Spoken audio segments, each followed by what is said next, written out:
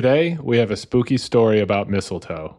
No, not some creepy old guy at the Christmas party who comes up to you with a cheap piece of mistletoe he bought from a drugstore and dangles it over your head while breathing his disgusting breath in your face, expecting a kiss. No, we're going to talk about the Mistletoe Bride. Let's get spooky.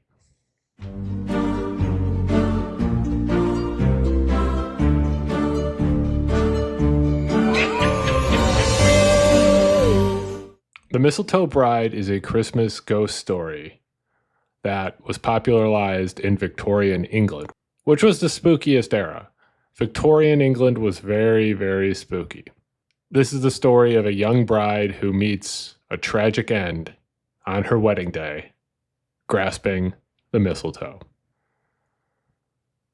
The story begins with a young bride eager to win a game of hide and seek on her wedding day. She chooses an old oak chest in the attic as her hiding spot. The chest, with its rusty lock and hidden spring, becomes her tomb when it suddenly shuts, sealing her inside. She was adorned with a wreath of mistletoe, and she is lost to the world, her game turning out to be her ending. The earliest known version of this story appeared in print in 1822 as a poem titled Ginevra by Samuel Rogers in his book Italy. Rogers believed the story to be based on real events, though the exact time and place remains uncertain. The poem tells the story of a young bride who, bored with the wedding rituals, seeks a moment of escape. The desire for freedom leads her to the attic, which leads her to the chest, and her ultimate tragic demise. Years later, the bride's remains are discovered. She's still adorned in her wedding attire and found with a sprig of mistletoe beside her, a reminder of the festive season in which she lost her life. The groom, who is distraught by his bride's disappearance, searches for her for decades, not knowing her true fate.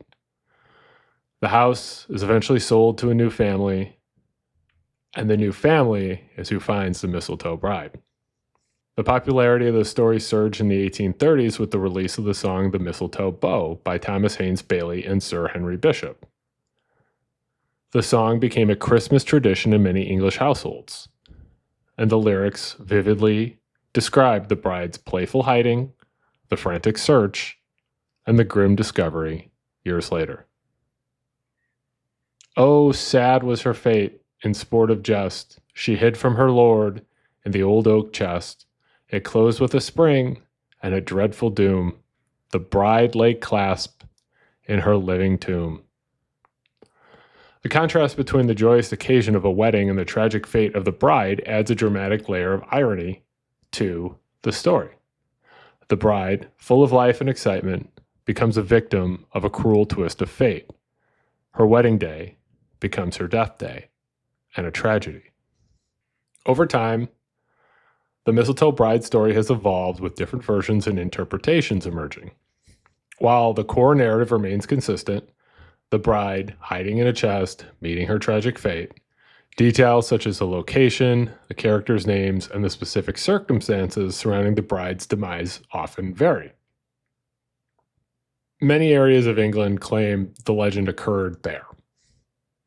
In Castle Hornick, Cornwall, the version connects the Mistletoe Bride legends to Ainsworth account of Lady Rookwell's death in a sarcophagus. In Exton Hall, Rutland, the decaying hall is associated with the story of Catherine Noel, the owner's daughter, who reportedly hid in a chest during a game of hide and seek or a performance of Romeo and Juliet.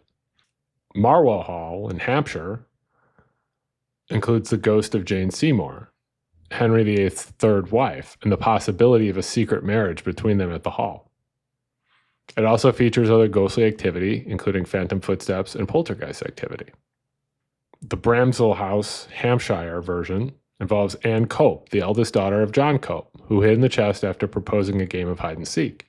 The story also includes the bride's ghost, a white lady spotted in the fleur-de-lis room, and the overwhelming scent of lily-of-the-valley flowers.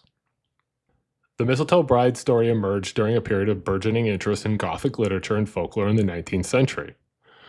The Victorian era, as I said, is very spooky. They had a fascination with death, the supernatural, and the macabre. The Mistletoe Bride story has themes of love, loss, and tragedy, which resonate with the Victorian era themes of literature, and specifically Gothic literature. The Victorian era also had a tradition of telling ghost stories during the Christmas era.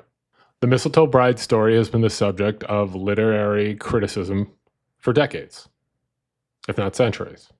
Some critics have explored the story's symbolism, noting the connection between the mistletoe, a symbol of love and fertility, and the tragic fate of the bride, highlighting the juxtaposition of life and death and the fragility of happiness.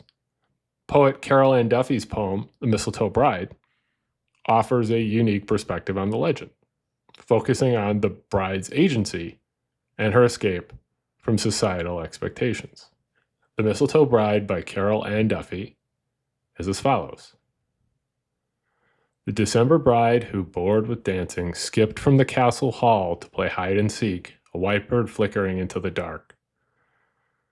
The groom who searched each room, calling her name, then the bridal guests, flame lit, checking the grounds.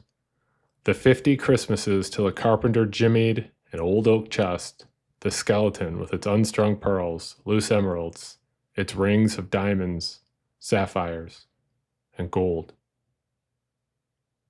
The running feet, the shouting for others to see what he'd seen. Mistletoe in the loose bones of a hand, like love, patiently green. Carol Ann Duffy's work generally challenges the traditional portrayal of women in history and literature. Here, she challenges the portrayal of the bride as a passive victim and instead suggests a sense of liberation in her disappearance.